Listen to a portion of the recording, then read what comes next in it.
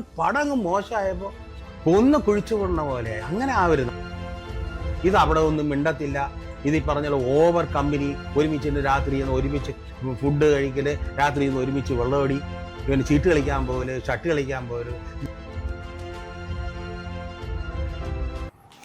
Sir, കഴിഞ്ഞ എപ്പിസോഡുകളിൽ നമ്മൾ അവസാനം പറഞ്ഞു നിർത്തിയത് മോഹൻലാൽ, മമ്മൂട്ടി, സുരേഷ് ഗോപി അവരെക്കുറിച്ചാണ്. അപ്പോൾ പുതിയ ജനറേഷൻ നടന്മാരിലേക്ക് വരുമ്പോഴേ പൃഥ്വിരാജുണ്ട്, നവീൻ പോളിയുണ്ട്, അതുപോലെ ഒരുപാട് നടന്മാർ, ഒരുപാട് നടന്മാർ വന്നിരിക്കുന്നു. അപ്പോൾ ഇതിൻ്റെ ഒരു പ്രത്യേകത, ഇപ്പോൾ ലേറ്റസ്റ്റായി ഉണ്ടായ ഒരു വിവാദം, എമ്പുരാനുമായി ബന്ധപ്പെട്ടൊരു വിവാദം. ഈ എമ്പുരാനുമായി ബന്ധപ്പെട്ടൊരു വിവാദത്തെ അങ്ങനെയാണ് കാണുന്നത്? സാർ, ഇതിനകത്ത് എൻ്റെ പൃഥ്വിരാജ് ചെയ്ത ലൂസിഫർ എന്ന് പറഞ്ഞ ഫസ്റ്റ് പാർട്ട്, അത് ഭയങ്കര വെച്ചാൽ അത് നമ്മളെ മലയാള ഇൻഡസ്ട്രി കണ്ടതിൽ ഏറ്റവും വലിയ ഹിറ്റുകളിൽ ഒന്നായിരുന്നു. അത്രയും സ്ട്രെയിൻ ചെയ്തിട്ടുണ്ട്. വെൽ മേക്കിംഗ് ആൻഡ് എല്ലാ സൈഡും ഒന്നും കുറ്റം പറയാം. ആക്ടിങ് ആയാലും, സ്ക്രിപ്റ്റ് ആയാലും, ഡയറക്ഷൻ ആയാലും, ഫോട്ടോഗ്രാഫി ആയാലും അങ്ങനെയാണ്. അപ്പോൾ ഓട്ടോമാറ്റിക് അതിൻ്റെ നെക്സ്റ്റ് പാർട്ട് പ്ലാൻ ചെയ്തു. അതാണിപ്പോൾ എമ്പുരാൻ എന്ന് പ്ലാൻ ചെയ്തത്. എമ്പുരാൻ പ്ലാൻ ചെയ്യുമ്പോൾ തന്നെ പാർട്ട് 2 and 3 ആണ് അവർ പ്ലാൻ ചെയ്തത്. അപ്പോൾ 2-ൽ കുറേ കഥകൾ പറഞ്ഞിട്ട് 3-ലേക്ക് അടുത്ത കഥയിലേക്ക് പോകണം. അപ്പോൾ എല്ലാവർക്കും വന്ന് 2 എന്ന് പറഞ്ഞാൽ സാർ, അതിനകത്ത് പറഞ്ഞു വരുമ്പോൾ മെയിൻ ഒരു സംഭവം, മലയാള ഇൻഡസ്ട്രി കണ്ടതിൽ ഏറ്റവും ഇനീഷ്യൽ വന്ന പടം, ഏറ്റവും ബുക്ക് ചെയ്ത പടം. കാരണം ഇവിടെ 6 മണിക്കൊക്കെയാണ് ഷോ തുടങ്ങിയത്. 4 മണിക്ക് ഷോ തുടങ്ങിയ തിയേറ്റർ, വെളുപ്പാങ്കാലത്ത് 4 മണിക്ക് തിയേറ്റർ ഫുള്ളായി. 6 മണിക്ക് ഷോ. അത് മലയാള ചരിത്രത്തിൽ കുറവാണ്. വളരെ കുറച്ച് പടങ്ങളെ അങ്ങനെ ചെയ്തിട്ടുള്ളൂ. അപ്പോൾ അടുത്ത കാലത്ത് ഈ ഒരു ഏറ്റവും കൂടുതൽ ഇനീഷ്യലി വരികയും ഏറ്റവും കൂടുതൽ ഒരാഴ്ച 10 ദിവസം ബുക്കിംഗ് പോയ പടം ഡെഫിനറ്റായിട്ട് എമ്പുരാൻ തന്നെയാണ്. കാരണം അതിനകത്ത് പിന്നെ ഉള്ളത് വെച്ചാൽ അവരുടെ മനസ്സിൽ പാർട്ട് 2-ഉം 3-യും പ്ലാൻ ചെയ്തപ്പോൾ 2-ലൊരു കണ്ടന്റ് വെച്ചിരുന്നു. അതിൽ മോഹൻലാലിൻ്റെ പോർഷൻസ് കുറവെന്ന് എനിക്ക് തോന്നുന്നില്ല. കാരണം എവിടെ ആവശ്യമുണ്ടോ അവിടെ ലാൽ വന്നിട്ടുണ്ട്. പിന്നെ ഫ്ലാഷ് ബാക്ക് സൈഡൊക്കെ പോയപ്പോൾ ആൾക്കാരുടെ ഒരു കംപ്ലൈൻറ്റ് പോലെ വരുത്തി അല്ലെങ്കിൽ വന്നു. അത് കുറേ ക്രിയേറ്റ് ചെയ്തതാണെന്ന് തന്നെ എനിക്ക് തോന്നുന്നു. കാരണം അതിൻ്റെ ഒരു കളക്ഷൻ പോയിന്റിൽ ഇവിടെ ഞെട്ടി പലരും. പക്ഷെ അതുകൊണ്ട് പലരും ക്രിയേറ്റ് ചെയ്തെടുത്തു. പിന്നെ അതിൻ്റെ ഞാൻ ആ പടം കണ്ടാണ്. അതിനകത്ത് ഇപ്പോൾ അവരെ പറ്റി പറഞ്ഞു, ഇവിടെ പറ്റി പറഞ്ഞു, അത് മറ്റാരായിട്ട് കമ്പാരിസൺ ഒന്നുമില്ല. നമ്മളൊരു സിനിമയാണ്. സിനിമയായിട്ട് കാണണം. 2.5 മണിക്കൂർ, 2 മണിക്കൂർ 50 മിനിറ്റ്, 3 മണിക്കൂർ നമ്മൾ ആസ്വദിക്കാൻ, എൻജോയ് ചെയ്യാനായിട്ട് ഒരു സിനിമ ആണ് കാണേണ്ടത്. അപ്പോൾ അങ്ങനെയാണെങ്കിൽ നല്ലത് കണ്ടുപിടിക്കണമെങ്കിൽ രാമായണവും മഹാഭാരതവും എടുത്ത് വായിച്ചാൽ പോരെ. എന്നാൽ നമ്മളൊരു സിനിമയായിട്ട് കാണണം. അവിടെ ചെന്ന് നമുക്ക് 2.5 മണിക്കൂർ കണ്ടു, നമ്മൾ ഇഷ്ടപ്പെട്ടെങ്കിൽ എന്നെ കയറിയാൽ മതി. ആൾക്കാരൊക്കെ അഭിപ്രായം ചോദിക്കുക, പടം കൊള്ളൂല, കയറണ്ട. ആരും വലിച്ച് തിയേറ്ററിലേക്ക് കൊണ്ടുപോകത്തില്ല. നമുക്ക് ഇഷ്ടപ്പെട്ടൊരു പടം കാണുമ്പോൾ അത് ആ രീതിയിൽ ക്രിറ്റിസൈസ് ചെയ്യാം, അല്ലെങ്കിൽ ആ രീതിയിൽ വിലയിരുത്താം. അത് തൊലച്ചു എന്ന് പറഞ്ഞ ഉടനെ ലാലപ്പനായി, ഇവിടെ രാജപ്പനായി, മൊത്തം പ്രശ്നങ്ങളായി. അങ്ങനെയൊന്നും ചെയ്യരുത്. കാരണം അതിനകത്തൊരു പടം നമ്മൾ പടമായിട്ട് എടുക്കുക. ഇഷ്ടപ്പെട്ടില്ലെങ്കിൽ നമുക്ക് ഇഷ്ടപ്പെട്ടില്ല നമുക്ക് പറയാം. ഉടനെ കയറി ബാക്കിയുള്ളവരെ കൂടെ കാണാൻ പറ്റില്ല, അത് കാണരുത്, അതങ്ങനെ പറയുന്നതേ തെറ്റാണ്. പിന്നെ എൻ്റെ കണക്കിൽ ആ പടം ഏറ്റവും മൂന്നാമത്തെ പാർട്ടുണ്ട്. മൂന്നാമത്തെ പാർട്ടിലാണ് യഥാർത്ഥത്തിൽ അവർ ബാക്കിയുള്ള കാര്യങ്ങൾ പ്ലാൻ ചെയ്തത്. അങ്ങനെയാണ് ഒരു മൊത്തത്തിൽ അതിനെ ഒരു രാഷ്ട്രീയവൽക്കരിക്കുകയും അതിന് നാശക്കോട്ടയാവുകയും ചെയ്തു. ആ ഒരു പടമാണ് വന്നപ്പോഴാണ് നമുക്കൊരു മലയാളത്തിൽ ഇത്രയും കളക്ഷൻ ആവുമോ, അല്ലെങ്കിൽ ഇത്രയും ബുക്കിംഗ് ആവുമോ എന്ന് വന്നത്. കാരണം കുറേ നാളത്തെ ശേഷമാണ് അങ്ങനൊരു പടം വന്നത്. അല്ലെങ്കിൽ അതുപോലെ തമിഴ്, തെലുങ്ക് ഡബ്ബിങ്ങൊക്കെ, ബാഹുബലിയൊക്കെ ഈ വെളുപ്പിനെയൊക്കെ തുടങ്ങിയിട്ടുള്ളൂ, വിജയുടെ പടമൊക്കെ. ഇത് നമുക്ക് അങ്ങനൊരു ഗുണം മലയാളത്തിൽ വന്നു. ഞാൻ ഡെഫിനറ്റായിട്ട് ആ ഒരു പടത്തിന് 100% യോജിക്കുന്നുണ്ട്. പടം ബാക്കിയുള്ള സൈഡിൽ അല്ല, സബ്ജക്റ്റ് വൈസ് അല്ല, അല്ലെങ്കിൽ ഈ പടം ഇഷ്ടപ്പെട്ടായികയുള്ളത് ആൾക്കാരെ സംബന്ധിച്ചോളം വേറെയാണ്. എന്നെ സംബന്ധിച്ചോളം ഒരു സിനിമ കണ്ടിട്ട് ഒരിക്കലും എനിക്ക് കുറ്റം പറയാൻ തോന്നത്തില്ല. എനിക്ക് കാരണം അതിൻ്റെ പുറകിലുള്ള അധ്വാനം എനിക്കറിയാം. ഒരു പടം ഉണ്ടാക്കിയെടുക്കാനുള്ള ബുദ്ധിമുട്ട് എനിക്കറിയാം. നല്ലത് ചീത്താന്നോ ഞാൻ എനിക്ക് എല്ലാ പടവും നല്ലത് തന്നെ. ഞാൻ എല്ലാം കാണും, എല്ലാവരുടെ പടം കാണും. ഇന്ന ഡയറക്ടർ എന്നില്ല, ഇന്ന സ്ക്രിപ്റ്റ് റൈറ്റർ എന്നില്ല, ഇന്ന ഹീറോസ് എന്നില്ല, മാക്സിമം പടങ്ങൾ ഞാൻ കാണും. എന്നെക്കൊണ്ട് എത്ര പടം കാണാൻ പറ്റുമോ അതിൽ കാണും. കാരണം അത് വിലയിരുത്തും, നമുക്കത് പഠിക്കാൻ പറ്റും. കാരണം നമ്മുടെ പടം ബെറ്റർ ആക്കാൻ പറ്റും. അതുകൊണ്ട് ഒരിക്കലും എൻ്റെ സൈഡിൽ നിന്ന് എമ്പുരാനെ കുറ്റം പറയത്തില്ല. കാരണം അത്രയും മലയാള ഇൻഡസ്ട്രിയിൽ അത്രയും വളരെ അടുത്ത കാലത്ത് ഒന്ന് പൊക്കിയെടുത്ത പടമാണ്. ഇത്രയും ആൾക്കാർ കാണാനുണ്ടോ, ഇത്രയും ബുക്കിംഗ് ഉണ്ടോ എന്ന് തെളിയിച്ച പടമാണ് എമ്പുരാൻ.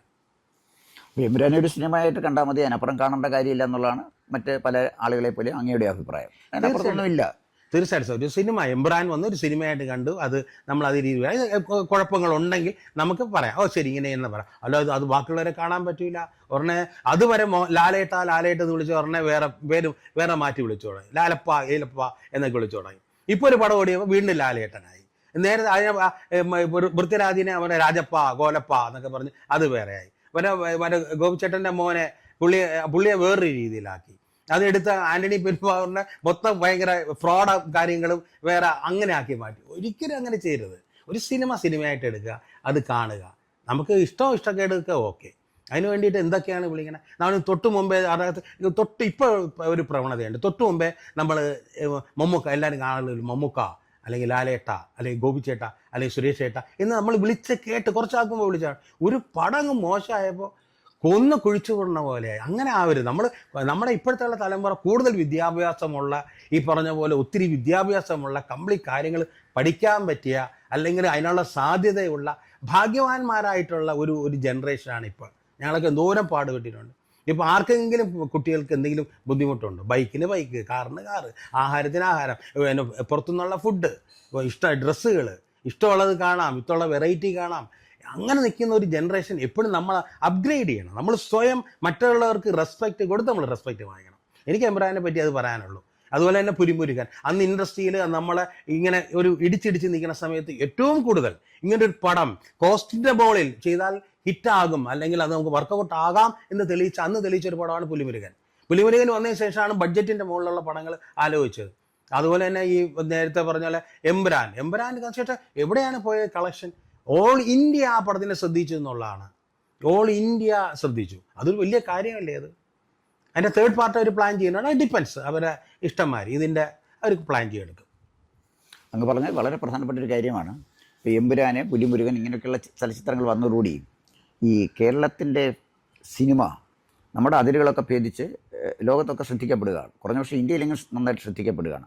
ഇപ്പോൾ ഒരു ബിഗ് ബജറ്റ് ചിത്രം കേരളത്തിൽ ചെയ്താൽ അത് വിജയിക്കും എന്ന് തെളിയിച്ചതാണ് ഈ എമ്പുരാൻ. അത് ആ ഒരു ആംഗിളിൽ നോക്കുമ്പോൾ തീർച്ചയായിട്ടും നല്ലതാണ്. ഇപ്പോൾ ബാഹുബലി പോലെ ഒരു ചലച്ചിത്രം തെലുങ്കിലെ നിർമ്മിക്കാൻ കഴിയൂ എന്നുള്ള ഒരു സങ്കല്പം ഒക്കെ പൊളിച്ചെടുത്തുകൊണ്ട് നല്ല ചലച്ചിത്രം എത്ര ബജറ്റ് കൂടിയാലും അത് നന്നായിട്ട് ഒരു ഫിലിം മേക്കിങ്ങിൻ്റെ കാര്യത്തിൽ ഭംഗിയായിട്ട് ചെയ്യാൻ കഴിഞ്ഞാൽ അതിനെ പിടിച്ചു നീക്കാൻ കഴിയും, വളരാൻ കഴിയും എന്നുള്ള ഒരു പോസിറ്റീവ്, ഒരു ഗ്രീൻ സിഗ്നലാണ് ഇത്തരം സിനിമകൾ കൊടുക്കുന്നത് എന്നുള്ള ഒരു ഡയറക്ടർ എന്നുള്ള നിലയിൽ അങ്ങയുടെ അഭിപ്രായം തീർച്ചയായിട്ടും അംഗീകരിക്കാവുന്ന ഒന്ന് തന്നെയാണ്.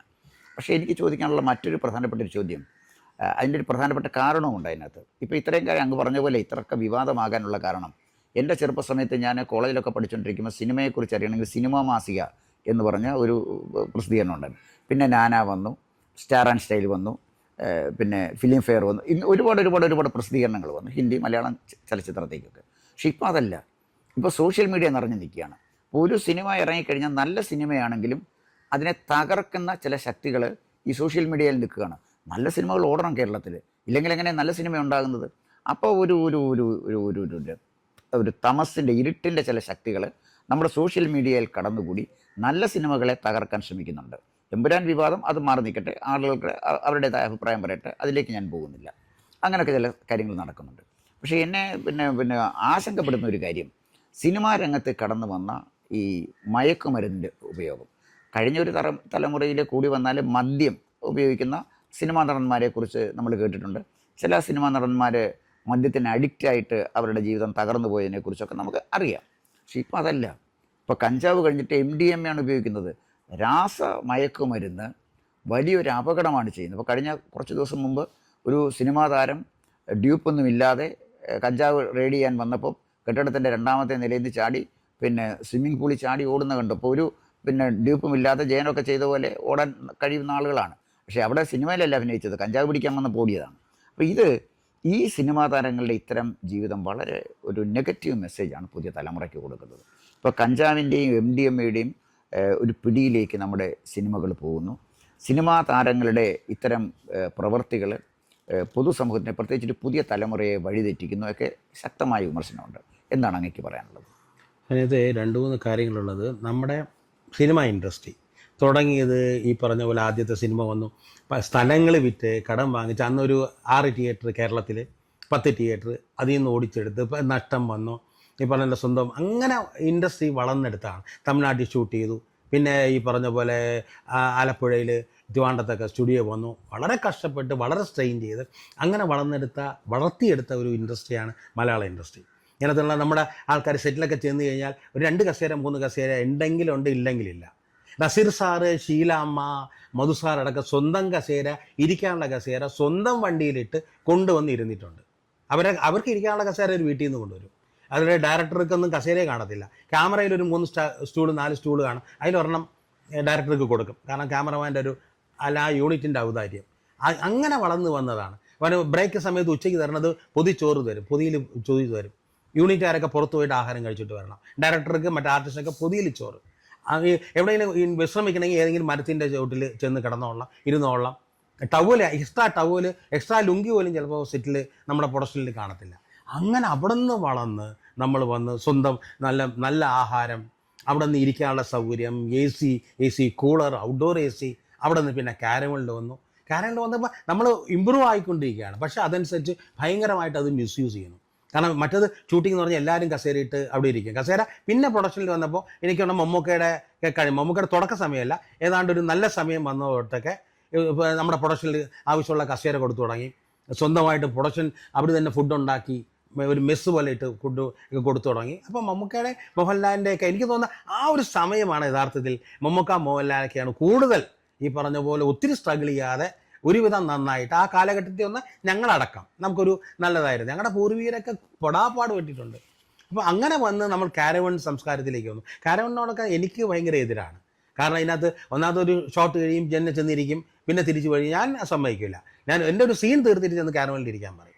അതുപോലെ ഡയറക്ടർക്ക് കാരവൺ, എനിക്ക് കാരവൺ ഇട്ട് ഞാൻ ഒന്ന് വേണ്ടാന്ന് പറഞ്ഞു. കാരണം അതിൻ്റെ ആവശ്യമില്ല. കാരണം ആ പടം കിട്ടുന്ന 1 മണിക്കൂറാണ് നമുക്ക് കിട്ടുന്ന, ഉച്ചയ്ക്ക് കിട്ടുന്ന ഒരു 1 hour. അതിൽ ആഹാരം കഴിക്കണം, ബാക്കി സ്ക്രിപ്റ്റ് നോക്കണം, ബാക്കി റെഡി ആവണം. അപ്പോൾ എന്തിനും കാരവണിൻ്റെ ആവശ്യമില്ല. കാരവണിലേക്ക് പോയപ്പോൾ ഒത്തിരി പ്രൈവസിയായി, അതിനകത്ത് എന്തും സൂക്ഷിക്കാമെന്നുള്ളതായി. പിന്നെ ഒരാൾക്ക് തന്നെ 2-3 അസിസ്റ്റൻ്റായി. ഒരു മേക്കപ്പ് മാൻ, ഒരു ഈ പറഞ്ഞ പോലെ കൂടെ ഒരു മാനേജർ പോലെ ഒരാൾ, ഒരു കോസ്റ്റ്യൂമർ, ഡ്രൈവർ ഒക്കെ. അപ്പോൾ 3-4 പേരായി. അപ്പോൾ അത് ഭയങ്കര വേറൊരു ആംഗിളിലേക്ക് മാറി. അങ്ങനെ ഈ പറഞ്ഞ പോലെ ഈ മദ്യം, കഞ്ചാവ് കാര്യങ്ങൾ എന്നുള്ള ആക്കി. അപ്പോൾ പണ്ടുള്ള നമ്മുടെ ഇപ്പം മമ്മൂക്ക, മോഹൻലാൽ, നസീർ സാറ് ഒക്കെ വിട്ടേക്കാം, അവരൊക്കെ എല്ലാത്തിനും മുകളിലാണ്. നസീർ സാറ്, മമ്മൂക്ക, മോഹൻലാൽ തുടങ്ങി ഇങ്ങോട്ടുള്ളവരൊക്കെ അവരെ ലഹരി എന്ന് പറഞ്ഞത് അഭിനയമാണ്. രാവിലെ വന്ന ആ സീൻ വായിച്ച് അതിലേക്കുള്ള ഇൻവോൾവ്മെൻ്റാണ്. എല്ലാവരും കസേരയിട്ട് എല്ലാവരുമായിട്ട് സംസാരിക്കും. അവരെ ഈ പറഞ്ഞ പോലെ അച്ഛൻ്റെ പേരറിയാം, ഒരു ഡയറക്ടർ അമ്മയുടെ പേരറിയാം, അല്ലെങ്കിൽ പറഞ്ഞ പോലെ ഡയറക്ടർ അനിയന്മാർ എത്ര പേരുണ്ടെന്നറിയാം. ഇപ്പോഴും ഈയിടെ കണ്ടപ്പോഴും മമ്മൂക്ക എൻ്റെ അനിയന്മാരുടെ മൊത്തം ഡീറ്റെയിൽ പറഞ്ഞു. അപ്പോൾ ആ ബന്ധത്തിൽ നിന്ന് മാറി ഇതൊരു സെപ്പറേറ്റ് ആയി. അപ്പോൾ നമുക്കൊരു നടൻ്റെ ബാക്കി ഡീറ്റെയിൽ പോലും അറിയത്തില്ല.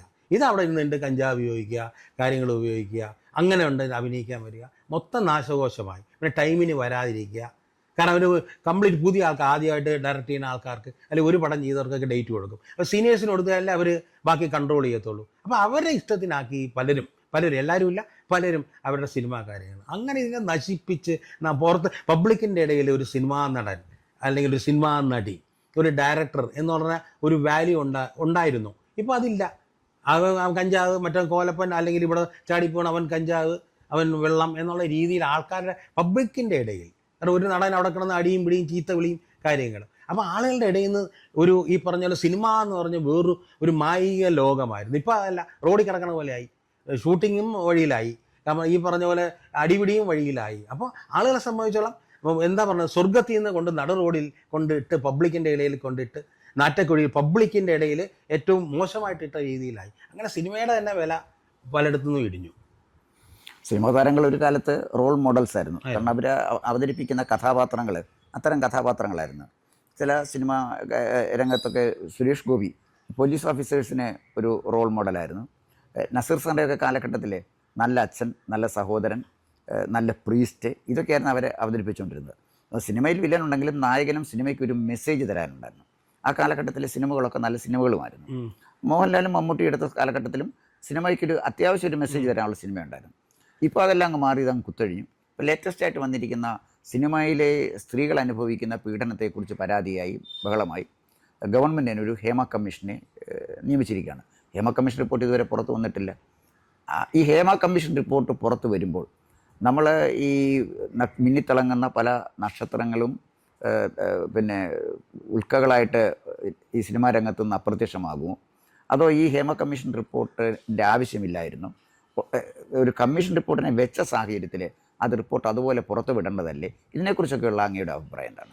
സാർ, ഇതിനകത്ത് അതായത് നമ്മൾ ആദ്യം തുടക്കാലം തൊട്ട് ആണുങ്ങളും പെണ്ണുങ്ങളും എല്ലാം ഒരുമിച്ച് അഭിനയിക്കുകയും പലരും വരുന്നത് നമ്മുടെ കുടുംബാംഗന്മാരെയാണ്. ഇപ്പോൾ സുമാരി ചേച്ചിയായാലും ലളിത ചേച്ചിയായാലും മേനകയായാലും അംബികയായാലും ഈ പറഞ്ഞ സീമയായാലും നമ്മളൊരു കുടുംബത്തിൻ്റെ ഒരാൾ വന്നിരിക്കുന്ന ഫീലാണ് അവർക്ക് അങ്ങോട്ടും ഇങ്ങോട്ടും ഉണ്ടായിക്കൊണ്ടിരുന്നത്. മമ്മൂക്ക, മോഹൻലാലടക്കം, ഉസാറടക്കം, വിദ്യാമ്മ അടക്കം ഈ പറഞ്ഞ പോലെ എല്ലാവർക്കും അങ്ങോട്ടും ഇങ്ങോട്ടും സ്നേഹവും കാര്യങ്ങളും. അന്നൊന്നും ഒരു കംപ്ലൈൻറ്റോ കാര്യങ്ങളോ ഒന്നും ഉണ്ടായിട്ടില്ല. പിന്നെ ഒരിക്കലും ഈ പറഞ്ഞ പോലെ അവരെ പിന്നെ ഭീഷണിപ്പെടുത്തിയാൽ ഇവിടെ ഇതിട്ട് അവരെ ടോർച്ചർ ചെയ്ത് അവരെ ബ്ലാക്ക് മെയിൽ ചെയ്തിട്ട് ഒരു സംഭവമൊന്നും മുമ്പും ഉണ്ടായിട്ടില്ല. കാലം മാറിയ സമയത്ത് എല്ലാവരും ഫ്രീ ആയി, അങ്ങോട്ട് ആണും പെണ്ണും ഫ്രീ ആയി, പെണ്ണുങ്ങളും ഫ്രീ ആയി, എന്ത് സംസാരിക്കാവുന്നതായി, എന്തും അങ്ങോട്ടും ഇങ്ങോട്ടും പെരുമാറ്റം തന്നെ വ്യത്യാസമായി. പഴയ മര്യാദയും റെസ്പെക്റ്റും പോയി. ഡ്രസ്സ് തന്നെ ഓരോരുത്തർ ഇട്ടുകൊണ്ട് വരണ കണ്ടില്ല. സെറ്റിലായാലും അല്ലാത്തായാലും പബ്ലിക് ഫംഗ്ഷനൊക്കെ ഇട്ടുകൊണ്ട് വരണ ആ സാരിയും സ്റ്റൈലൊക്കെ അങ്ങ് മാറി. അപ്പോൾ ടോട്ടൽ തന്നെ മെൻറ്റാലിറ്റി തന്നെ ടോട്ടൽ അങ്ങ് മാറി. അതുകൊണ്ട് എന്നിട്ട് ഈ പറഞ്ഞ പോലെ എന്തെങ്കിലും പ്രതികരിപ്പോൾ ഒരു പെണ്ണോട് മോശമായിട്ട് പെരുമാറിയാൽ തീർച്ചയായിട്ടും അതിൻ്റെ ഡയറക്ടറോട് കംപ്ലയിൻറ്റ് ചെയ്യാം, അതിൻ്റെ പ്രൊഡ്യൂസറോട് കംപ്ലയിൻറ്റ് ചെയ്യാം, അതുപോലെ തന്നെ അവിടെ ഫുൾ ചാർജുള്ള പ്രൊഡക്ഷൻ കൺട്രോളർ എക്സിക്യൂട്ടീവ് ഉണ്ട്, അവരോട് പറയാം. തീർച്ചയായിട്ടും ഈ ആൾക്കാർക്ക് കൺട്രോൾ ചെയ്യാവുന്ന കാര്യങ്ങളേ ഉള്ളൂ പലതും. അത് അപ്പം പ്രതികരിക്കില്ല. അപ്പം എന്തെങ്കിലും ഉണ്ടെങ്കിൽ മാറി പറഞ്ഞാൽ അന്നത്തെ ദിവസം കൊണ്ട് പ്രശ്നങ്ങൾ തീരും. അപ്പം നമുക്ക് മാറ്റി നിർത്തി അത് പറയാം. ഇപ്പോൾ അതിനകത്തൊരു ഹീറോസൊന്നും സാറിന് അങ്ങനെ മോശമായിട്ട് കാണിക്കത്തില്ല. ഇപ്പോൾ ഇൻ കേസ് സൈഡ് ആർട്ടിസ്റ്റോ കാര്യങ്ങളോ അങ്ങനെയുണ്ട്. ഇപ്പോൾ ഹീറോസിനെ കാണിച്ചാലും നമ്മളൊക്കെ പറയാം, നമുക്ക് മാറ്റി നിർത്തി സംസാരിക്കാം, ഇതാണ് കാര്യങ്ങളെന്ന് പറഞ്ഞാൽ അപ്പം പ്രശ്നം തീർന്നു. ഇത് അവിടെ ഒന്നും മിണ്ടത്തില്ല. ഇത് ഈ പറഞ്ഞാൽ ഓവർ കമ്പനി, ഒരുമിച്ച് രാത്രി നിന്ന് ഒരുമിച്ച് ഫുഡ് കഴിക്കൽ, രാത്രി നിന്ന് ഒരുമിച്ച് വെള്ളമടി, ഇവന് ചീട്ട് കളിക്കാൻ പോകല്, ഷട്ട് കളിക്കാൻ പോകല്, സ്വിമ്മിങ്ങിന് ഒരുമിച്ച്, ഇതെല്ലാം കഴിഞ്ഞിട്ട് പിന്നെ 100 പരാതിയും കാര്യങ്ങളായിട്ട് വരുമ്പോൾ ഭയങ്കര ബുദ്ധിമുട്ടാണ്. നമുക്ക് എന്തും ആ സമയത്ത് നമുക്ക് കൺട്രോൾ ചെയ്യാൻ കാര്യങ്ങൾ വരാം. എമ കമ്മീഷൻ ഒരു സൈഡിൽ നടക്കുന്നുണ്ട്, അതിൻ്റെയൊക്കെ റിസൾട്ട് വരണം. പിന്നെ ഇതൊക്കെ 4 വർഷം 5 വർഷം 8 വർഷം അങ്ങനെ കഴിഞ്ഞ് 8 വർഷത്തിന് മുമ്പ് പീഡിപ്പിച്ച് 5 വർഷം അത് അപ്പം സ്പോട്ടിൽ റിയാക്ട് ചെയ്യണം. അപ്പം നമുക്കത് കൺട്രോൾ ചെയ്യും. ഒരു പടത്തിന്, എൻ്റെ ഒരു പടത്തിൽ വർക്ക് ചെയ്തുകൊണ്ടിരിക്കുന്ന ആർട്ടിസ്റ്റ് എന്തെങ്കിലും ഒരു പ്രശ്നം ഉണ്ടായെങ്കിൽ എന്നോടോ എൻ്റെ പ്രൊഡ്യൂസറോടോ എൻ്റെ എക്സിക്യൂട്ടീവിനോടോ ഒന്ന് പറയുകയാണെങ്കിൽ അപ്പോൾ നമുക്ക് അതിന് സൊല്യൂഷൻ ഉണ്ടാക്കിയെടുക്കാൻ പറ്റും. അപ്പോൾ നമുക്ക് മാറ്റി നിർത്തി അയാളോട് പറയാം. ഇല്ലെങ്കിൽ ആ ആർട്ടിസ്റ്റിനെ തന്നെ കട്ട് ചെയ്ത് മാറ്റി നിർത്താൻ പറ്റും. ആരും ചോദിക്കില്ല. കാരണം ഇവിടെ നല്ല അസോസിയേഷൻ ഉണ്ട്, സ്ട്രോങ് ആയിട്ടുള്ള. അവരോട് പറഞ്ഞിട്ട് നമുക്ക് അടുത്തയിലേക്ക് പോകാം, അവർ നമ്മുടെ കൂടെ നിൽക്കും. അല്ലാതെ ഇത് പറഞ്ഞ് 5 വർഷം അല്ല 3 വർഷം കഴിഞ്ഞ് മറ്റവരുടെ പേര് ഈ പറഞ്ഞ് ആലോചിച്ച് നോക്കണം. 5 വർഷം കഴിഞ്ഞ് വരുമ്പോൾ ഇവർ കല്യാണം കഴിച്ചുകൊണ്ട് 2 കുട്ടികളായിട്ടിരിക്കുന്ന സമയമായിരിക്കും. അല്ലെങ്കിൽ 10 വർഷം മുമ്പ് എന്ന് പറഞ്ഞിട്ട് എത്രയോ പേരുടെ പേരിൽ വന്നു. അത് ഇല്ല. അങ്ങനെ എന്തെങ്കിലും പ്രശ്നം ഉണ്ടെങ്കിൽ ഉണ്ടായാൽ അതിപ്പോഴും നമ്മൾ തന്നെ വഴിയിട്ട് കൊടുക്കുകയാണ് ഒരു പ്രശ്നം ഉണ്ടാക്കാനായിട്ട്. മുമ്പ് ആ പ്രശ്നമൊന്നും ഉണ്ടായിട്ടില്ല. നമ്മൾ തന്നെ വഴിയിട്ട് കൊടുത്തിട്ട് നമ്മൾ തന്നെ മോശം ഡ്രസ്സ് ഇട്ട് കിടന്നിട്ട് അല്ലെങ്കിൽ അങ്ങനെ രീതിയിൽ പറഞ്ഞിട്ട് അല്ലെങ്കിൽ ചില ആൾക്കാർ ഡൗൺ മീനിങ്ങിൽ സംസാരിച്ചിട്ട് ഒരു ഇഷ്യൂ ഉണ്ടാക്കിയിട്ട് പിന്നെയും ഇഷ്യൂ എന്ന് പറഞ്ഞിട്ട് കാര്യമില്ല. അപ്പം റിയാക്ട് ചെയ്യണം, അപ്പം നമുക്ക് സൊല്യൂഷൻ ഉണ്ടാക്കാം, അപ്പം കാര്യങ്ങൾ തീർക്കാവുന്ന കാര്യങ്ങളേ ഉള്ളൂ. അതാണ് എൻ്റെ സത്യാവസ്ഥ, എൻ്റെ ഒരു അനുഭവത്തിൽ പറയുന്നത്. വളരെ കൃത്യമാണ്. നമുക്ക് കൃത്യമൊരു ധാരണ സിനിമാ രംഗത്തെക്കുറിച്ച് തരുന്ന മട്ടിലാണ് വളരെ എക്സ്പീരിയൻസ് ഉള്ള നമ്മുടെ ഡയറക്ടർ സുരേഷ് ബാബു സാർ പറഞ്ഞത്. സിനിമാ രംഗത്ത് സ്ത്രീകൾക്ക് വളരെ സുരക്ഷിതമായ ജോലി ചെയ്യാൻ പറ്റുന്ന സ്ഥലമാണെന്നാണ് അദ്ദേഹം പറഞ്ഞിട്ട് ചുരുക്കം. അതൊരു പരിധിവരെ ശരിയാണ്. കാരണം എപ്പോഴും അവർ ഈ ലൈം ലൈറ്റിൻ്റെ മുന്നിൽ നിൽക്കുന്ന ആളുകളാണ്. അതോടൊപ്പം തന്നെ എന്തെങ്കിലും മോശാനുഭവം ഉണ്ടായാൽ അത് ഡയറക്ടറോട് പരാതിപ്പെടാം, അല്ലെങ്കിൽ പ്രൊഡക്ഷൻ എക്സിക്യൂട്ടീവിനോട് പറയാം, നിർമ്മാതാവിനോട് പറയാം, അല്ലെങ്കിൽ കൂടെ അഭിനയിക്കുന്ന ആളോട് പറയാം. അവർക്ക് പരാതി പറയാൻ ഒരുപാട് ഓപ്ഷൻസ് ഉണ്ട്. അതൊന്നും ഉപയോഗിക്കാതെ വർഷങ്ങൾക്ക് മുമ്പ് നടന്ന പീഡനങ്ങളെക്കുറിച്ച് പെട്ടെന്ന് ഒരു പ്രതികരണം നടത്തുന്നതിലോ പബ്ലിസിറ്റി കൊടുക്കുന്നതിനോ ഒക്കെ അതൊരു ശരിയായ രീതിയാണോ, അതിനകത്ത് ശരിയായ അർത്ഥത്തിലാണോ അതൊക്കെ ചെയ്യുന്നത് എന്ന അദ്ദേഹത്തിൻ്റെ ചോദ്യം വളരെ പ്രസക്തമാണ്. എന്തായാലും ഒരു കാര്യം വ്യക്തമാണ്, മലയാള സിനിമാ രംഗത്തെ അത് ആർക്കും വരാനും പ്രവർത്തിക്കാനും കഴിയുന്ന വിധത്തിൽ മുന്നോട്ട് കൊണ്ടുപോകേണ്ടത് അനിവാര്യമാണ്. അതേസമയം എല്ലാവരും ശ്രദ്ധിക്കേണ്ടതാണ്. നടന്മാരും നടിമാരും സംവിധായകരും ഒക്കെ ശ്രദ്ധിച്ചെങ്കിൽ മാത്രമേ സിനിമ എന്ന് പറയുന്ന മേഖല വികസിക്കുള്ളൂ. ആയിരക്കണക്കിന് ആളുകളുടെ ജീവിത ഉപാധിയാണ് സിനിമാ മേഖല. അപ്പോൾ മലയാള സിനിമ അന്തർദേശീയ രംഗത്ത് വളരെയധികം ശ്രദ്ധിക്കപ്പെടുന്ന ഒരുപാട് സിനിമകൾ നമ്മുടേതായി തന്നിട്ടുണ്ട്. ദേശീയ രംഗത്ത് എത്രയോ അവാർഡുകൾ നമ്മുടെ മലയാള സിനിമ വാരിക്കൂട്ടിയിട്ടുണ്ട്. അപ്പോൾ ഇന്ത്യയിലെ മറ്റേത് സ്റ്റേറ്റിലെ ആളുകളും വളരെ ബഹുമാനത്തോടു കൂടിയാണ് കേരളത്തിലെ ചലച്ചിത്ര മേഖലയെ കാണുന്നത്. ചില ആളുകൾ, ക്വാളിറ്റി ഇല്ലാത്ത ചില ആളുകൾ ഇതിൽ കടന്നുകൂടി നമ്മുടെ സിനിമാ മേഖലയെ മലീമസമാക്കാൻ അനുവദിക്കാൻ പാടില്ല എന്ന ഒരു ധാരണ പൊതുസമൂഹത്തിനുണ്ടായാൽ തീർച്ചയായിട്ടും അത് ഏറ്റെടുക്കാൻ, തങ്ങളുടെ ഉത്തരവാദിത്വം നിറവേറ്റി പോകാൻ ചലച്ചിത്ര മേഖലയിൽ പ്രവർത്തിക്കുന്നവർ കഴിഞ്ഞാൽ തീർച്ചയായിട്ടും വലിയ മാറ്റങ്ങൾ ഉണ്ടാക്കാൻ കഴിയും എന്നാണ് അദ്ദേഹം പറഞ്ഞതിൻ്റെ ചുരുക്കം. ഇക്കാര്യത്തിൽ വളരെ വ്യത്യസ്തമായി കൃത്യമായി എല്ലാവർക്കും തൃപ്തികരമായ ഉത്തരമാണ് ശ്രീ സുരേഷ് ബാബു സാറ് പറഞ്ഞത്. കൂടുതൽ വാർത്തകളും വിശേഷങ്ങളും നേരിട്ട് ലഭിക്കാൻ ജനങ്ങളിൽ നിന്ന് ജനങ്ങളിലേക്ക് ജനഭൂമി ന്യൂസ് സബ്സ്ക്രൈബ് ചെയ്യൂ. ബെൽ ബട്ടൺ അമർത്താനും മറക്കരുത്.